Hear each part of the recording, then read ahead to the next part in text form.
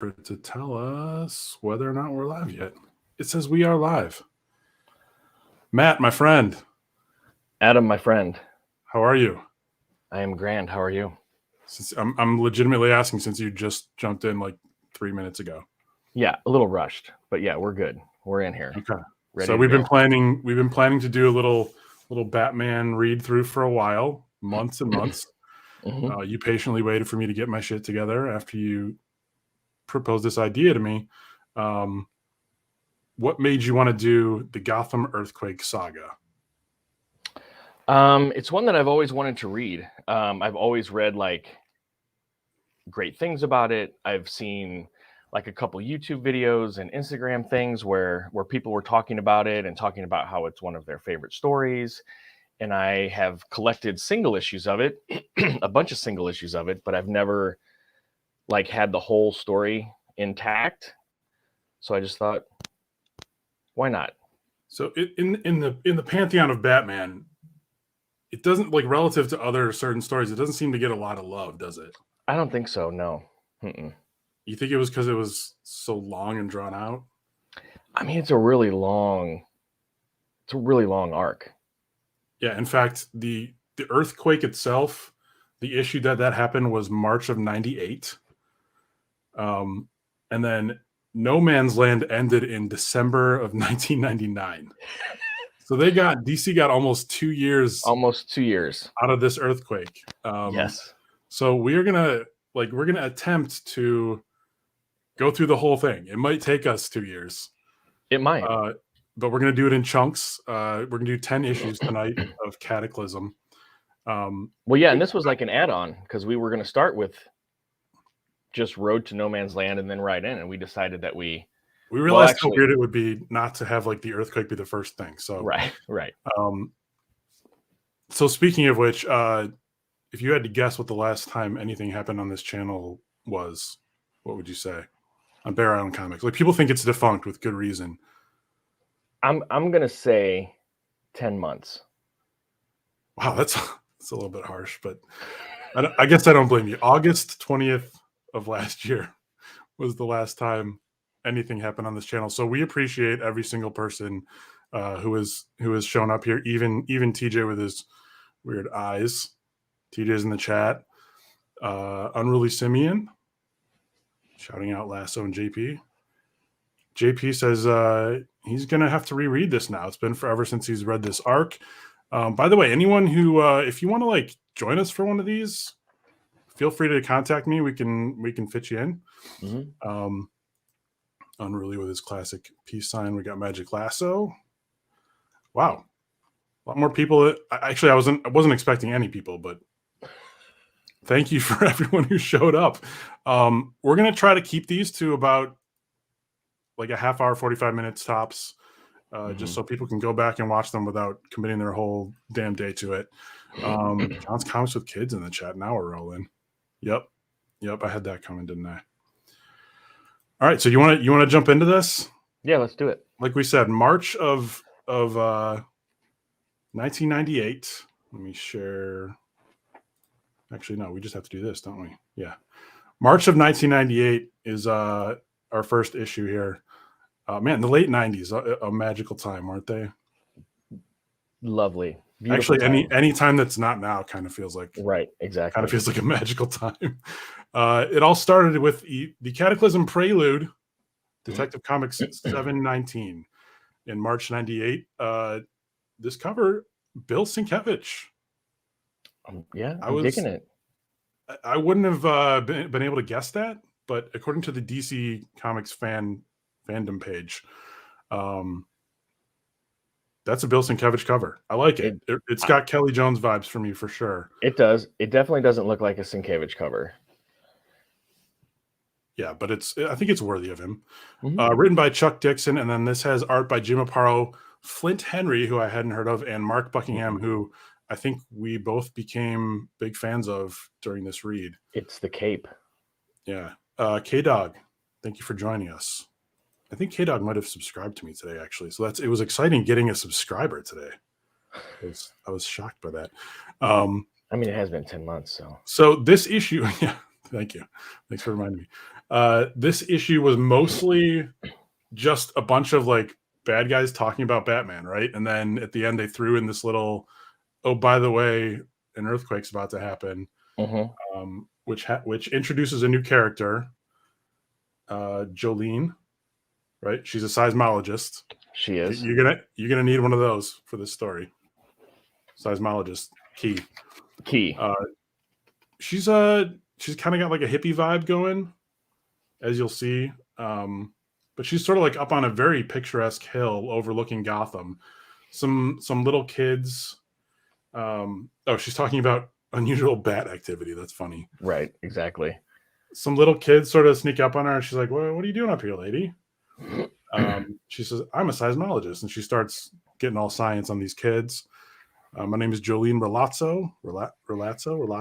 If anyone Italian is in the chat, please help me with that. Tells them it's her job, and then she explains that she doesn't know who she works for. And the reason I said she has hippie vibes is because of that pin that says "all shook up" and then the peace pin, and then the peace sign. But then she gets on a very unhippie-esque truck. Oh, does she? Yeah, I didn't include every panel, just so everyone knows. We're not going through every single panel of these issues, just sort of like the highlights and key introductions of characters, etc. But she says she's paid out of a blind trust administered by a foundation, and I wonder who that could be. Who could that be? So they get distracted by a dog. She looks back at her readings and she's like, "Whoa, what's going on here? Something's up. Something's going on." And then we find out that the number that she's supposed to call if there's a problem goes right to the Batcave. And she's panicked. She says, "Hello, come on, somebody please answer." And that is literally the end of the prelude issue. It was about 3 or 4 pages right at the end of a story that had nothing to do with this. Yeah, so exactly. They sort of snuck it in, but hey, if you want the first appearance of Jolene Relazzo, there you go. Yeah, Detective 719 is your issue. From there, it goes on to you guys remember Batman: Shadow of the Bat? That was like a mainstream Batman comic for a while. It was for a while. So let's talk about each cover as we go. Yeah, I love these covers. There's something great that I love about this cover, and there's something that I hate. Can you guess what I hate? What do you hate? A third of it's taken up by this freaking Cataclysm thing. What is... Come on, DC. If just the red letters itself would have been fine, right? Yeah, there's a lot of great covers throughout the whole thing, and yes, almost all of them have that across that front that takes away from... There's a couple good ones that I remember we talked about later on that were like great, but almost ruined by the... Almost. I do give them credit though for, the forearm part is in front of the Cataclysm thing. That looks pretty cool. Glenn Orbick is the cover artist for this, and I think it's obvious who he's going to remind people of. Alex Ross. Yes. Nobody. For me, I think he does a little bit for sure. Yeah. The writer's Alan Grant. The art is by Mark Buckingham. This was my sort of introduction to Buckingham, other than I think he might have done the last few pages with Jolene in that last issue. But we see it is 7:03 p.m. That becomes very important. You're going to see that a lot. Batman's in the Batcave. He's responding to Jolene's alert.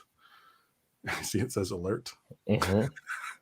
And Buckingham is doing this cool thing with Batman's cape in both these panels, which I think is one of the charming things about his art. As we start to see, like, the Batcave is just sort of starting to implode. A lot of the art here, I think people need to appreciate how difficult it must have been. There's a lot of like really epic destruction going on in these, which like when I was like repaging through it the other night before we did this, I was like, almost every panel throughout these first couple is just city backdrops that are so very detailed and very chaotic and just it's just mass destruction pretty much on all of them. So, and probably not something a lot of comic book artists are used to doing. So we're going to make sure we try to give credit where due for that. We have a look at Oracle, Barbara Gordon. She's behind the classic clock thing in the tower there. Yep. She's getting alerts too. Things start shaking around, and she hits her head and passes out.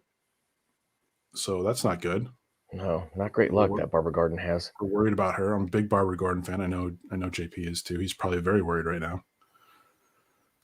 Alfred is, of course, doing what Alfred does, polishing silverware in Yes. manner, singing "How We Danced on the Night." I have no idea how it goes, but he senses something is very wrong, and next thing you know, he is tumbling down. He says, "Oh my giddy aunt!"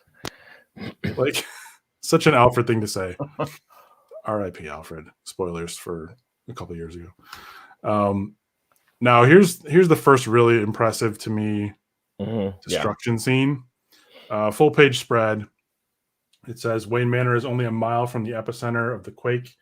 Its beams and bricks groan and buckle under the intolerable stress created by the heaving rock beneath it, and it topples into the abyss below. You get the classic penny there, the clock, the grandfather clock.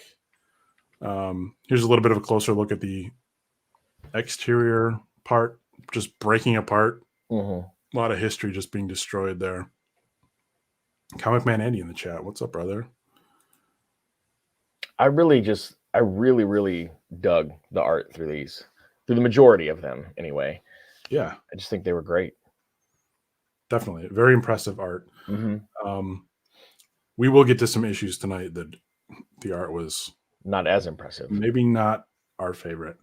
So we get a closer look at the penny and the clock. Yeah, just lots of detail there. I mean, imagine drawing all those rocks, every single one of those rocks, even the small ones.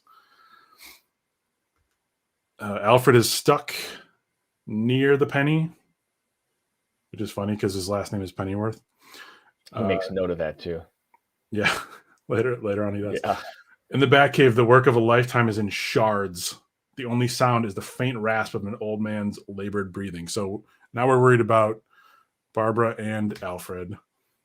And Batman's in a pretty precarious spot too.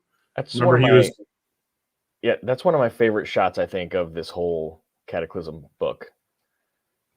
Yeah, for sure. The cape comes into play here, obviously. Last time we saw him, he was just in the Batcave looking at the computer.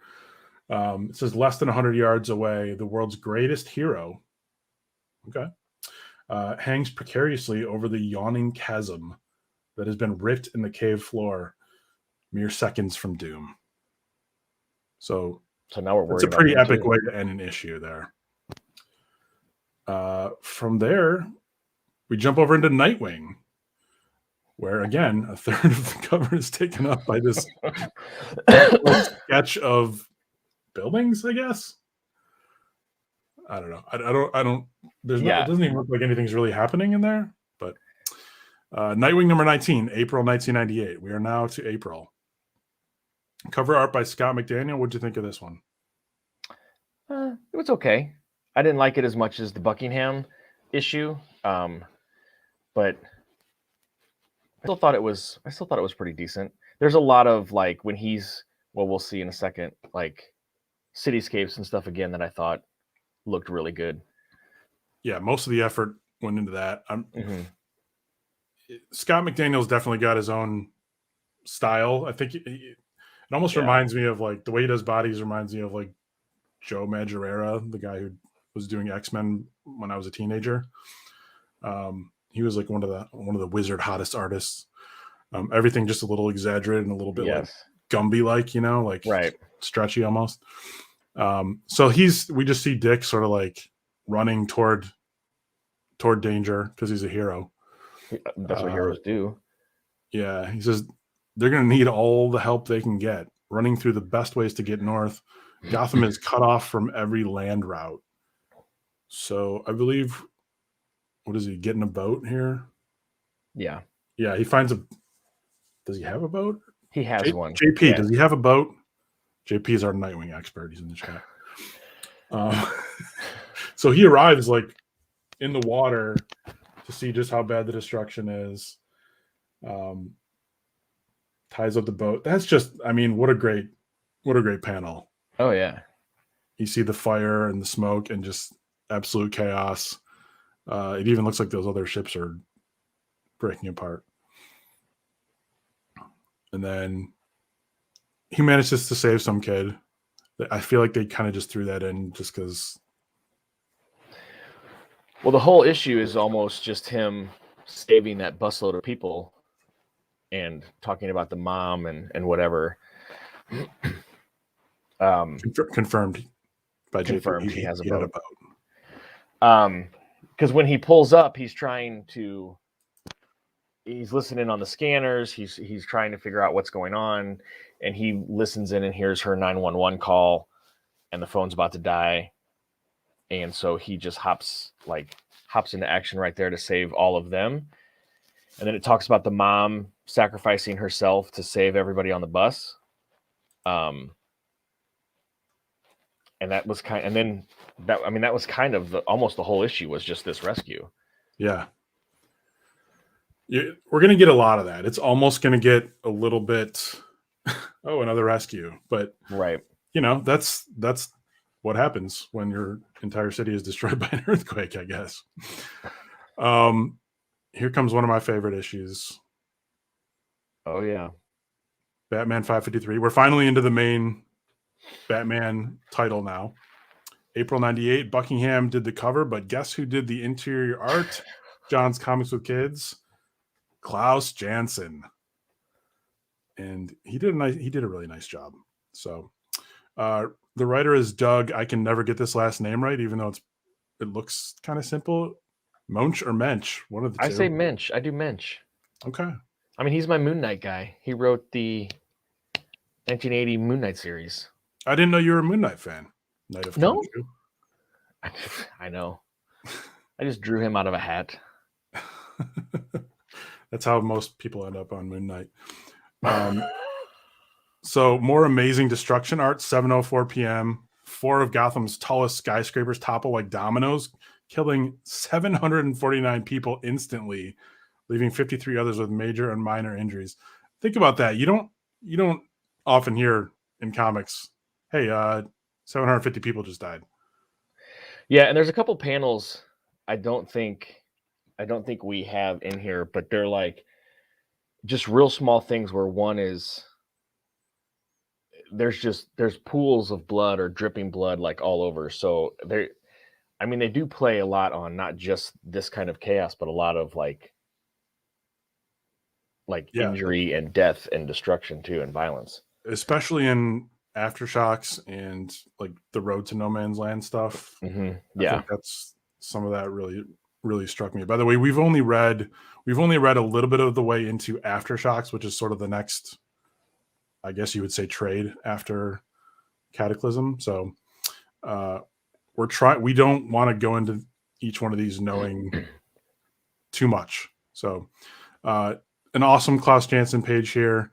Mm-hmm. They make note that had the quake occurred several hours earlier, deaths in these 4 buildings alone would have numbered in the thousands. So the fact that it happened after work hours, right, kind of minimized.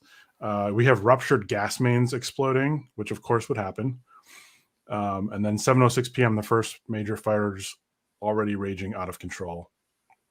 Beautifully drawn fires, I might add. Really good coloring here. Yeah. Awesome job. At Gotham Police Headquarters, all hell is breaking loose. The roof splits. Commissioner Gordon is on the phone with the mayor as the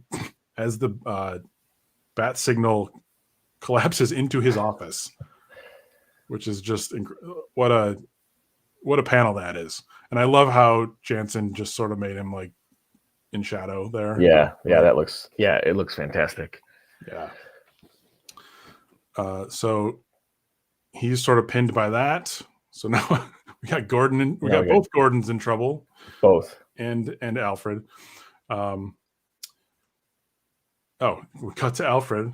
Dear God, please help me.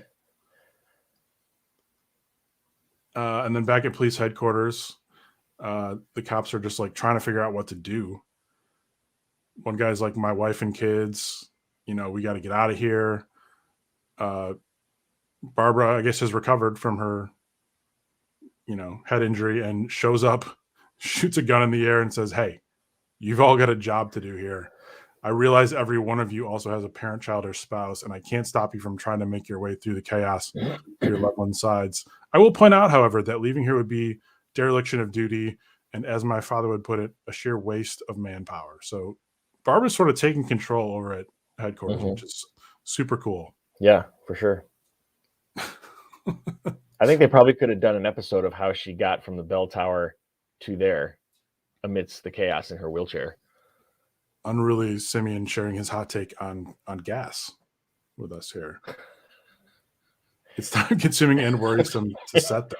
I mean, I can't argue with you. I can't argue with that either. It's a very good point.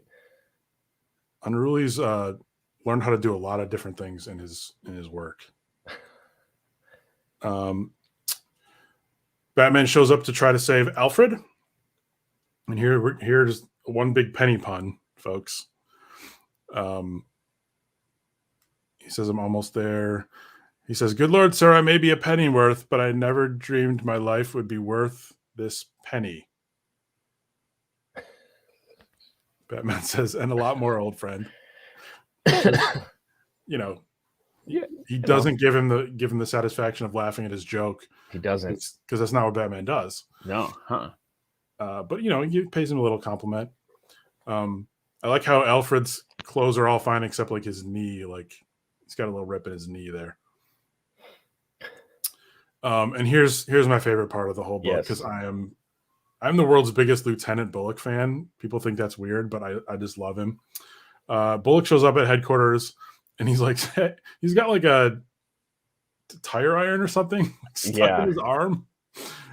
He's like, somebody want to yank this out of my arm? I'd do it myself if I had two hands. And then Barbara Gordon is just like, I believe everyone's rather busy at the moment, Sergeant Bullock. Oh, he's Sergeant Bullock. Sorry, I thought he was Lieutenant. Wow, what a terrible fan I am. Yeah, wow. World's biggest Bullock so fan. She's just being so shitty to this guy who just walked in with, piece of metal in his arm. She gets back to what she was doing, and he's like, all right. Slams his arm against the wall to get the thing just loose enough where he can pull it out with his teeth. Pull it out with his teeth. Which itself would be so painful, right? Right. Like that's metal on teeth. So he gets it. And then he finds some whiskey to pour. He goes into his desk where, of course, there is a flask. Which he uses to, sanitize the wound or whatever. Is that what it's called? Sanitize? That's not the right term, is it? That's not the right term. Whatever. I'm not a fucking doctor.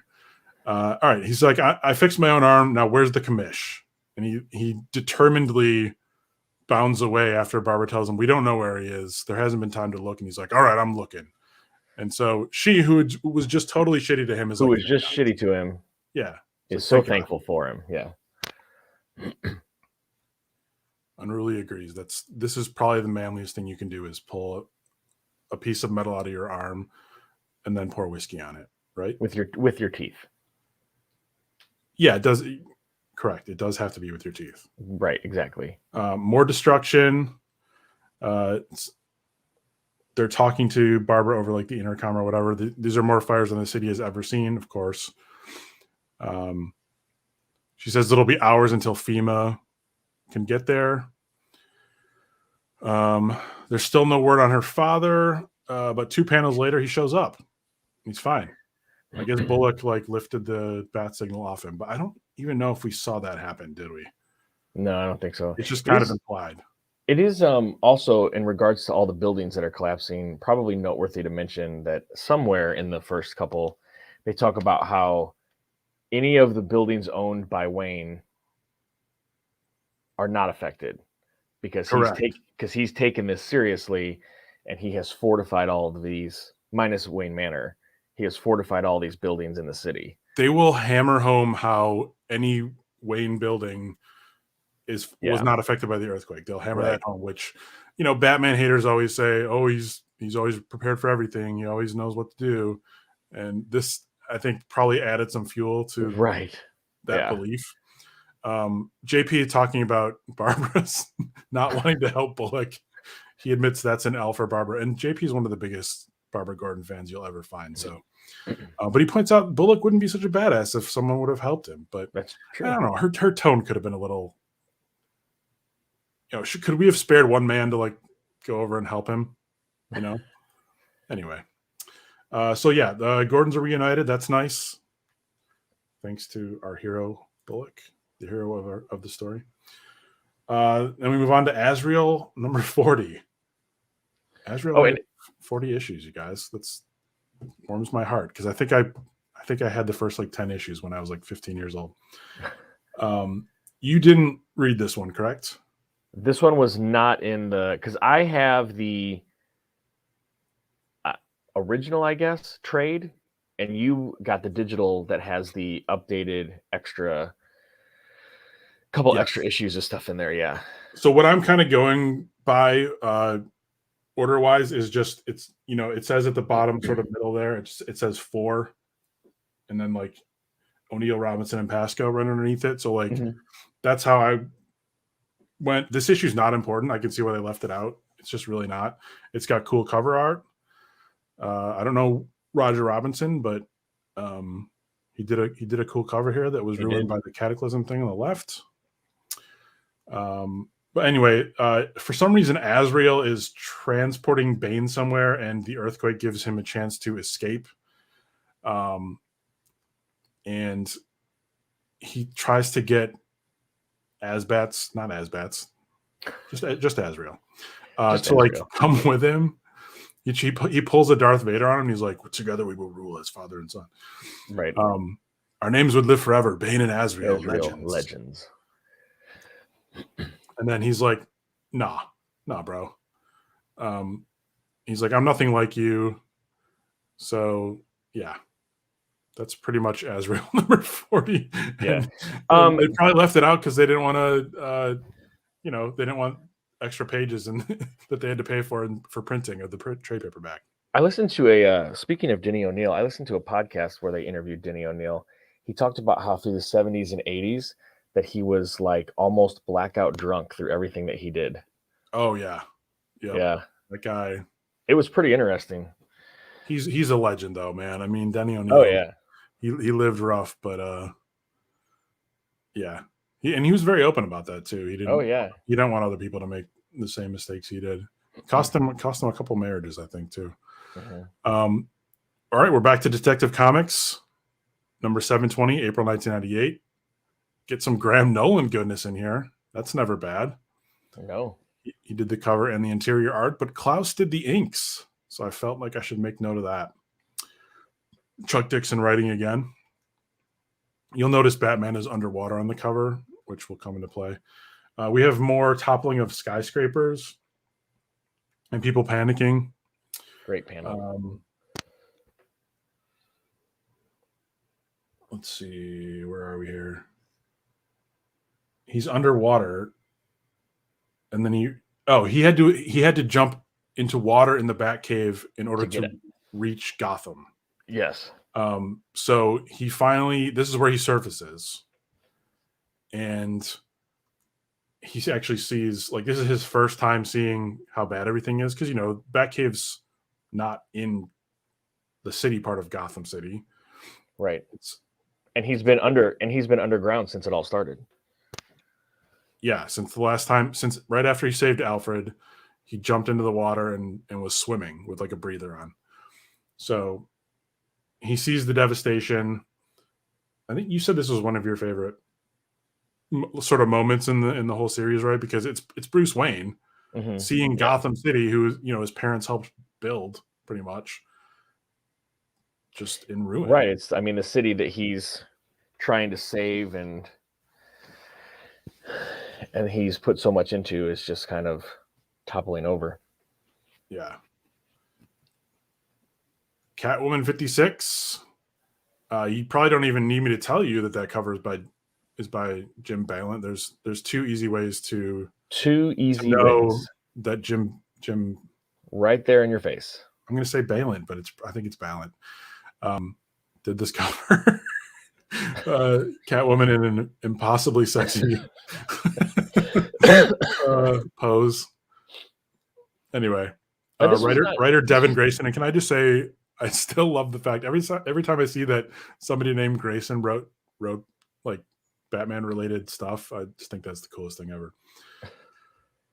Sorry, what were you going to say? You were not a huge fan of this issue, though, were you? Not the first time, and then you told me to go back and take another look, and I was like, okay, no, this is a heartbreaking issue. Yeah. This one is just gut wrenching. I think is she at some sort of mall or something? Yes. When the earthquake hits, and she's in, I think this is like an elevator shaft. She's falling. Yeah, she says, I can hear the screams from the elevator from everywhere. What is happening? Sounds like the building was bombed. Am I screaming? Should I be? She's just like, no, survive. Be really sexy and survive. In thigh-high boots. Okay, so there's this little girl. Man, this part is just... It's...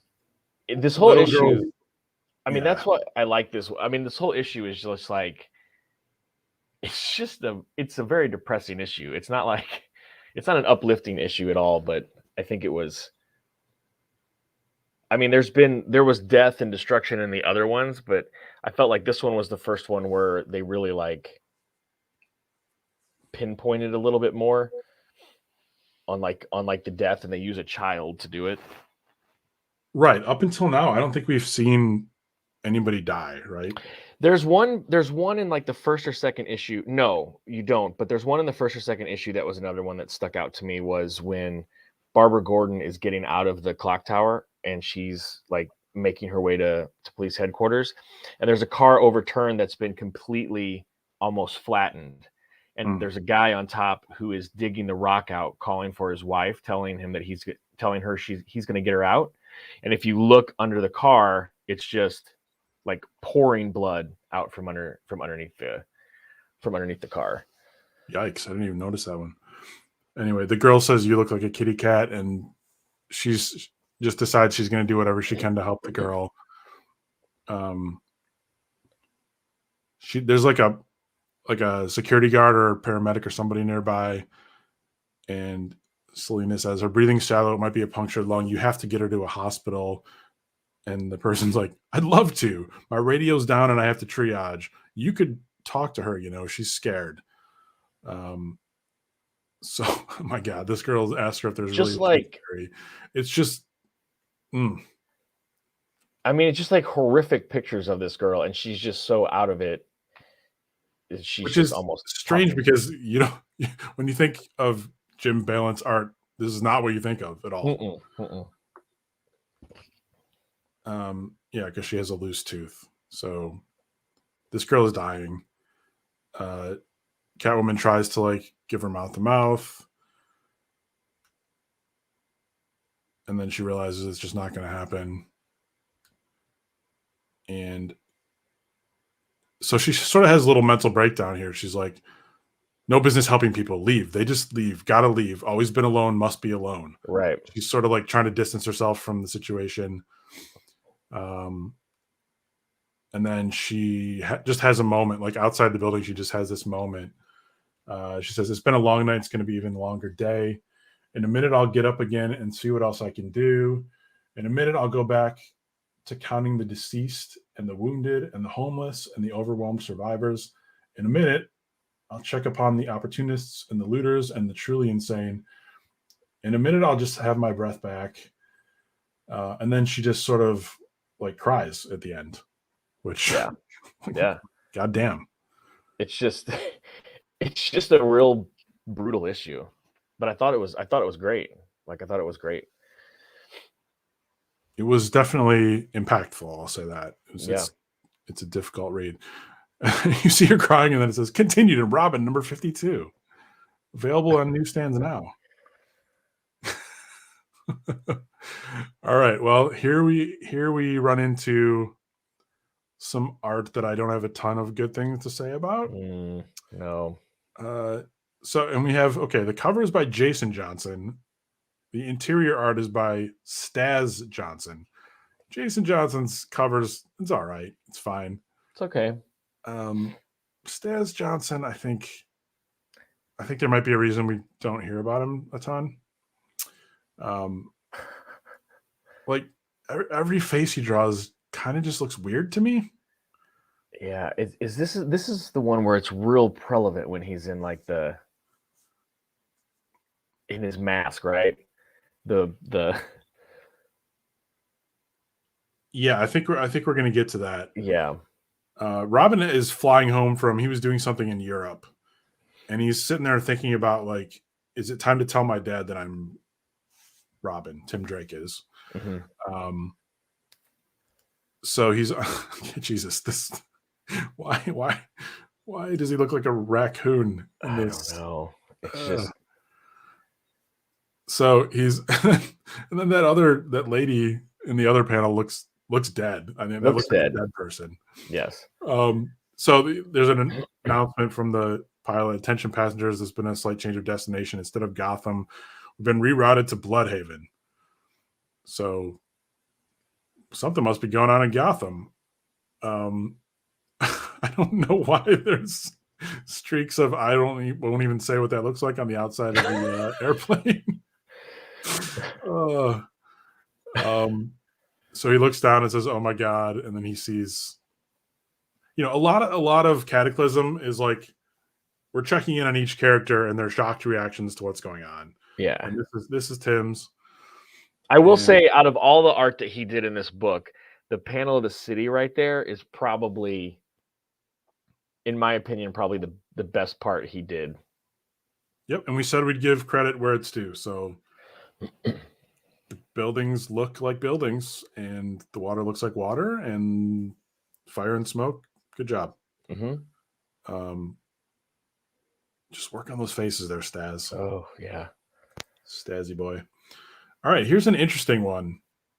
Our first one shot, and there's going to be a bunch of these. Batman, Blackgate, Isle of Men. That's a mouthful.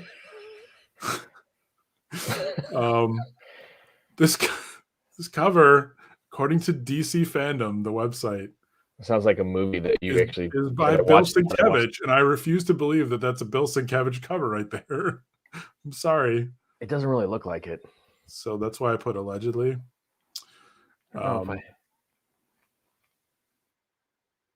What does yours say? Mine doesn't have the covers in it like the other one does. Oh, wait, yeah. Here it is. Isle of Men. The cover, it doesn't tell me who did the cover. Man Chaparro, Roach. If it is Sienkiewicz, he doesn't want anyone to know about this one. Yeah. Because that guy's head is way too big for his body. Anyway. So we're at Blackgate Prison, shockingly, which you wonder how it will be affected because it's sort of off in the water. It's not like right in Gotham. It says isolated in Gotham Bay, Blackgate Penitentiary holds a population of 2,342 men, 273 of them guards who commute daily and nightly by boat. The rest can only dream of leaving. And we hear a guy saying, "I didn't do it." He's proclaiming his innocence inside. Well, hello, Sharon. It's funny. All these characters we're seeing are getting over the shock of what's happening, and so are a lot of our friends in the chat. They are. Yeah. So this guy inside is on death row. His name is Jared Manx. Jared Manx. Convicted of multiple murder. And he's scheduled to be executed at 12:01 after midnight. And he's just repeating, "I didn't do it. I didn't do it. I didn't do it." He's talking to an attorney and a nun. Yep. He says, "Sorry, there's nothing more we can do. Your request for a stay has been denied." And the governor has also, just for good measure, publicly refused to grant you clemency. "We've tried everything. I've failed you. Sorry, bro." and then we get a shot of like some of the other people who are there. Mhm. And this is basically just so you know who's on the playing field, you know, Right. Yeah. once the escape happens, the inevitable escape that everyone knows is coming. Let's see. It says Thomas Blake, also known as the Catman, Johnny LaMonica, the Black Spider, Anatoly. I'm not even going to try that, but he's the KG Beast. KG We all Beast. know him. He's awesome. He's Arthur awesome. Brown, the Clue Master, Joseph Zedno, aka Faceless, and the man known only as Steel Jacket. I got to admit, some of these characters I was not familiar with. Nope, me neither. Ooh, Unruly Simeon, getting deep on us here. Scariest thing I can think of: knowing your time is up and you're innocent. I mean, this was a very impactful issue. Like it was. It did make you think. Like I was annoyed at first. I was like, "Oh God, a one shot! Come on, can we just get on with the story?" But they really did tell a good story with this Jared Manx guy. Yeah, no, it was good. So we get a shot of the quake happening in Gotham, and then it reminds us here: other than Bruce Wayne Real Estate Holdings, earthquake-proofed years ago, few structures are unscathed. Many are completely destroyed in moments. Blackgate Penitentiary is not Wayne-owned, nor was it built to survive any earthquake, let alone an upheaval registering 7.6 on the Richter scale. And then you see Jared's cell is the only one that ends up being opened by the damage somehow, and he thinks it's a miracle. He thinks it's a miracle. Yeah. So it says Jared Manx, convicted of 3 brutal murders and condemned to die, steps out into freedom. As it is. Good luck in the earthquake, buddy. But here's what happens. So now the building is sort of like compromised, and a giant wave comes crashing in. And it says, followed by 9 more waves in awesome precision. So Blackgate's just taking on a lot of water. It floods. Jared Manx decides to swim over to where the master control of all, like to open all the cells is. He swims down and opens it to free everyone else, which is, you know, it doesn't sound like a triple murderer type thing to do. No. So you start thinking maybe this guy is actually innocent. He's a do-gooder. He's willing to swim and save his fellow inmates. But then it shows, and this part kind of made me laugh a little bit. The earthquake revealed a fault line. It thrust a ridge up and sort of like created this little bridge for anyone who wanted to escape Blackgate prison. Just to run across into the mainland. Yeah. Look, listen, comic books, you know, right. We love comic books. This is something we accept. And one of them comments, it's like a red carpet straight to freedom. The other one's complaining, a carpet of mud. Like, shut up, dude. You're free. Go. Just go. And we see a bunch of them. They can't believe that it takes them all the way to the mainland. There's a couple more name drops, so you know who's there. Yep. Brown, which is Stephanie Brown's dad. Clue Master. And there they go. One of them's got a couple of them have guns. And then I didn't notice this the first time, but look at your bottom right there. You see someone swimming in the water with very distinct, what would you call it? In Skyrim, they'd be called gauntlets, right? Right, yeah. Oh, boy. Then we see, here's our first indication that the villain Ratcatcher is one of those that are escaping, because you see a rat on this guy's shoulder. But there's an aftershock. So the land bridge crumbles. Some of the men have reached the shore, but others do not. And when it's done, Blackgate is again cut off from the mainland. Again cut off from the mainland. Sorry, because, oh my God, I'm sorry. It's just, your bridge is gone. Sorry, guys. Right, exactly. Dramatic effect. Let's make a bridge. If you're waiting in line to cross. Jared Manx is one of the ones still stuck in the prison. Things are falling apart. He is desperately trying to save the nun and the lawyer. But they won't leave. They don't want to leave him. And so he says, yes, you can. I lied. I actually did it. I'm guilty of the triple murders. And then he also says, like, he did even worse things. Batman shows up to save the nun and the lawyer. But Jared does not survive.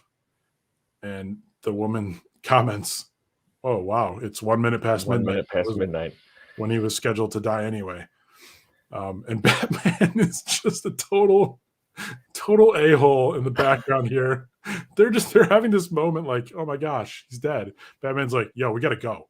I know. I like how it looks almost like they wrote the word waiting, like, waiting, let's go.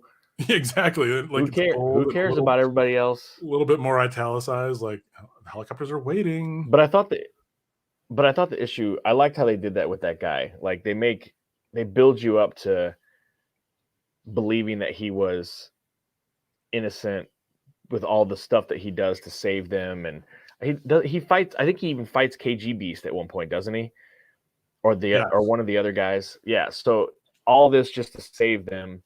And then he makes that comment, which leads you to wonder if he was really innocent or whether he was just saying they that. Don't tell you. No. They don't tell you. So thought that was a really good issue. Yeah. Now we're back to Alex Ross fan Glenn Orbick. Good cover here. This is probably the cover that upset me the most, with the Cataclysm bar on the left-hand side, because I'm like, this looks kind of squeezed in. Like, I feel like there was more going on in this cover than we're seeing. It just feels like compressed. Like, he did an awesome job. The colors are amazing. No, it's great. The covers were, overall the covers were great for all of these so far. Yeah, really good. And the Robin one was just kind of average, but well, yeah. Shadow of the Bat 74, May 1998. Alan Grant's the writer, and we get some more Mark Buckingham art. We check in with Tim, who has arrived at Bloodhaven Airport. He's trying to get into Gotham. He's like, yo, officer, I have to get into Gotham. He's like, no, kid, it's not happening. There's no way. We're not letting traffic in and out. So he pretty much straight up steals a courier's motorcycle, leaves him an IOU. And he's got this shit-eating grin on his face as he, like, I don't know why he's happy. He knows he's just going into destruction, but he's pretty pleased with himself, I guess. Exactly. So he we see Jolene again. She's trying to get out of her apartment, which was a Wayne-owned building. A Wayne-owned building, yep. Yes. She chose a luxury pad in a Wayne-owned building for the sole reason that they are quake-proof. As any good seismologist would. Yeah. It says she'd been warning Gotham for years that something like this would one day happen, but no one listened. So she's trying to, like, get out of her apartment. Her door is jammed. We see from the outside that the building next door collapsed onto her building. So she's kind of stuck. Mm-hmm. Now we are introduced to a couple of, what would you call them? Stooges, lackeys. Yeah. I forget their names, but they're goofy names. One of them says the city's in ruins and the boss sends us to kidnap some nutty dame. Why? What's his plan? Okay, so his name was Dunk. Yeah, the big guy's name is Dunk. It's Dunk, and I was trying to look it up. Mo.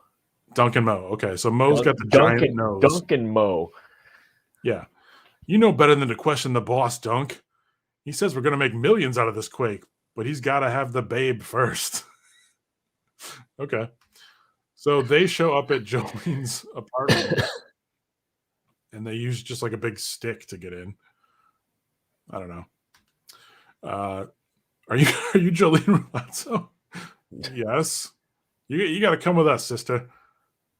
And she's like, are you from the rescue services? They're like, yeah, something like that. She does not look very happy. Then we see Penguin for the first time in this story. and he's frustrated because he wants his guys to get out there and start like taking advantage. Like cities in ruins, we got banks, jewelry shops, Yeah. art galleries are there for the looting. You know, in the 90s, you could do that, you guys. You could just loot places and steal Just from loot. them. Yeah. There weren't cameras anywhere. And he tells this guy, Suggs, you're going to take the little gang you've gathered and start looting. Like, what am I paying you for? Go, get to work. Batman shows up, says, nuh-uh. I promise you, if you don't do as I ask, I will devote the rest of my life to making your life as miserable as I possibly can. And he's like, okay, all right, what do you want? So Batman pretty much wants Penguin to just give him this gang. And he's going to take the gang out and like rescue people. He leads them out into the death dark night, a collection of muggers and thieves and murderers. But for once in their lives, they're going to like do good. All right. Arm yourselves with whatever tools you can carry. Then we see some sort of mysterious broadcast beginning. And it says, emergency generators on, boss, take her away. And we are introduced to a new villain. Good evening, Gotham City. I am the Quake Master. Using technology unknown to you, I caused the earthquake, which has your city on its knees. You have to pay me $100 million, which sounds like not very much. Right. Or I will burn what's left of Gotham to the ground. And we just see like sort of a half-shadowed. He's got these weird glasses. Something's not quite right with this guy, but right.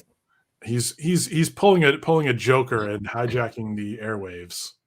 Joker always did that in like Batman the Animated Series and stuff, right? He did, yeah. Yeah. So here we are. Quake Master is introduced. First appearance of Quake Master. Spoilers, it's not worth much money. No. He's a bit of a letdown. And that's the end of part 1. 53 minutes. Okay. We got a little too chatty, but that's fine. Anyway. So yeah. Any non-spoilery things to say about where this is going? No, I just really like the whole, and it'll continue when we do the second part of it, but the whole build up to like where it's at, where everybody stands, like where some of the villains are, where all the rest of the heroes are, like all that. I thought they did, like overall, I thought they did a pretty good job, like laying all that out, like laying that foundation for that No Man's Land. Mm-hmm. So I thought it was good. There's going to be some really good interaction between. They're going to introduce Poison Ivy, of course, from what I've heard, she plays a big role in No Man's Land. She has some really good interaction with Catwoman in this series. There is, and just like you, the point you're making here, we get to see these characters dealing with a situation that they've never dealt with before. Like right. This is a moment. This isn't a Batman story. This is a Gotham story. This is whether you think it's the Gotham Earthquake Saga is done well, it was meant to be a moment in the history of Gotham City, and it is. Like it had a huge impact, right? For like 2 years. So everything changes for Batman. He can't rely on the things that he used to rely on. I mean, we saw Wayne Manor's gone. You know, the Batcave's in ruins. Police don't have the structure they're used to, you know. So, and even even the villains aren't always sure what to do now. No, and I think, well, I won't. I mean, we can talk about that in the next one because you really get into like some of the villains starting in the second half of Cataclysm. But so we can, I won't mention, but I like what they did with the villains with it, and even kind of the heroes too, because it's like one full issue is just like even like the Nightwing, one full issue was just one rescue, and then it just ends with him being like keeled over, exhausted from just rescuing one, and with the backdrop of the entire Gotham like crumbling to the ground about where he's going to go next and what they're going to do next. So no, I thought it was really good, and I become a huge Buckingham fan. I love Batman. Yeah, I didn't know who Glenn Orbick was either. The guy who's, I mean, Yeah. you know, I'm not going to kill a guy for having his art look like Alex Ross. He does a good job. It's, you know, I'm glad they gave the covers, you know, despite my complaint about the sidebar thing, they chose some good artists. I mean, Klaus Jansen's doing some of the interior art here. They went out and got some good artists, which I hope that continues all the way through. But it's a very, very long series. Like I said, March 98 through December 99 is this whole earthquake thing. So it'll probably be a couple, 3 weeks maybe.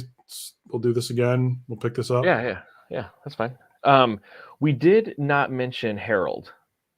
Which you remember Harold, the guy who built stuff, the contractor. Like, I don't even know if I knew who Harold was, honestly. Like, he was in Nightfall. He was definitely in Nightfall, like a little bit. I think there was some, or maybe Nightfall I forgot about him. And Night Quest, where AZRAEL was like treating him poorly or something. I don't know, but he was definitely around. And he's just like he creates Batman's array of armor and weapons and gadgets, and I'm just like, oh, poor Harold. Yeah, Harold, I think is in one of the next few issues. We're going to see him pretty soon, actually. There also was. So fear not, Harold fans. Well, yeah, first appearance also not worth very much. You're freezing up on me a little here. I don't know if that's for everybody, but you're freezing up on me a bit. Oh, am I? Yeah, I don't. Chat, let us know. Is Matt freezing up a little bit, or is that just me in StreamYard or something? I don't know. Sorry, go ahead. Yeah, I hear you most of the time. Anarchy shows up too. He's got a couple pages with Bullock in the beginning. That's right. I think I left that out just for time's sake. It's literally it's a quick like 3 or 4 panels. Yeah, when he shows up and Barbara's just ignoring him, he mentioned something about Anarchy, and Anarchy did something heroic. But yeah, Anarchy I think was recently introduced in like the early 90s, right? So he hadn't been around for too long. Mm-hmm. Yeah, you see that first appearance of Anarchy issue in every long box for like back issues. It's always there. Yep. Nobody ever wants it because he has kind of a weird look. All right, so that's part 1 of Cataclysm. Thank you for those of you who stuck it out with us here, and anybody who watches on the replay. Mm-hmm, yeah. I'm trying to bring a little bit more evergreen. Well, I'm trying to bring any content back in the comic book room. Feeling a little bit more inspired now, so maybe we'll get this rolling again. But we're definitely going to do this Gotham Quake Saga thing for a while. So, yeah, I mean, we bought. I mean, I don't remember what we picked up. I've got the first 4. There's like 9, 7, 8, 9 trays or something like that. Like it's meaty, girthy. Yeah, it's definitely. I think we should leave it at that. We don't want to get the path you're going down there is a little bit. Not sure it's family friendly, but yeah, it's thick. It's a thick story. It's a big book. All right, let's. Before we say anything we regret, let's just say goodbye. Happy Thursday, everyone. Stay safe, and we'll see you next time. Yes. Good night.